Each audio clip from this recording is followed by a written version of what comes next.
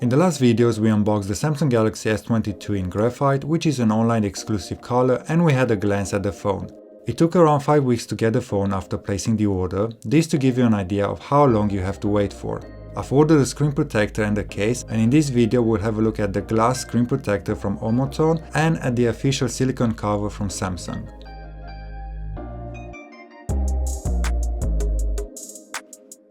Starting off with the screen protector, there are 2 camera lens protectors and 3 screen protectors, both of them are tempered glass.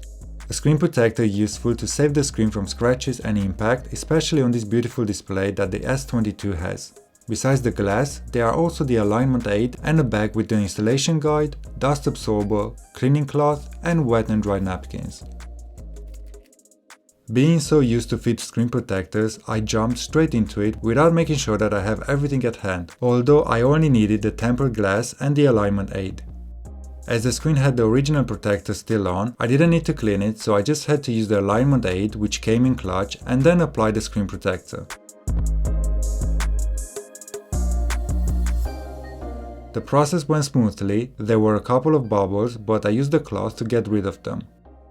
This is the result. As you can see here, it fits perfectly, no bubbles at all. There is a small gap until the side of the phone which is intentionally left like that so the screen protector can be case friendly. At the back the camera bump is covered in full and protected from scratches. You can't even tell there is a camera protector on, can you?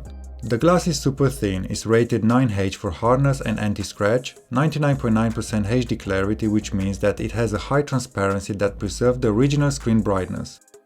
As I bought the screen protector from Amazon, the seller informs of a possible issue with the fingerprint reader where you will have to increase the touch sensitivity of your phone for use with screen protectors from settings, display. I haven't done it and at first it was a hit and miss, until I realized that my fingerprint was very dry. As soon as it got back to normal, the fingerprint reader worked flawless without the need of increasing the screen sensitivity. So this is something that you might look into if you have issues with the fingerprint reader. I am very pleased with the outcome and can recommend this tempered glass screen protector.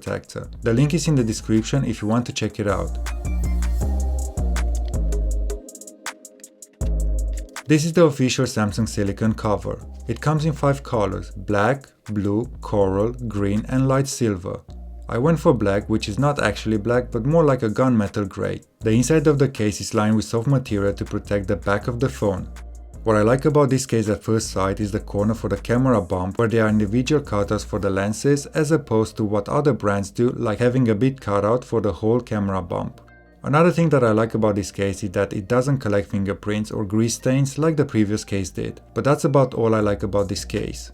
This is how the case looks on the phone. You can see here the gap between the case and the screen protector. It will gather some dust, but at least the screen is protected and the case doesn't interfere with the tempered glass. The edges are sturdy until we get to the cutouts for the charger port at the bottom and the buttons on the side. In this area, the rubber is so soft that it moves when barely touched. The cutout for the charging port is quite big and wide. I can see that on one side there is the mic, and I think that Samsung wanted to have a symmetrical cutout on each side, that's why they went with this layout. I am surprised to see this softness of the case on the right side where the buttons are. All the other cases I had were solid in this area, especially if there is no cutout. The lip of the case is just above the screen, so I will not feel too comfortable to leave the phone with the screen facing down. This velvety rubber coating feels nice in hand, very smooth to the touch and stylish, but this comes at a cost. It is very slippery to the point that I nearly dropped the phone and it collects dust like a magnet. All kind of particles get stuck to this case. You can't just wipe them away either. This can only be removed with a damp cloth. I don't want to know how it will look when I put the phone with a case in my pocket. Well, this is it. Hope you enjoyed this video and found it useful. Thanks for watching and I'll see you in the next one.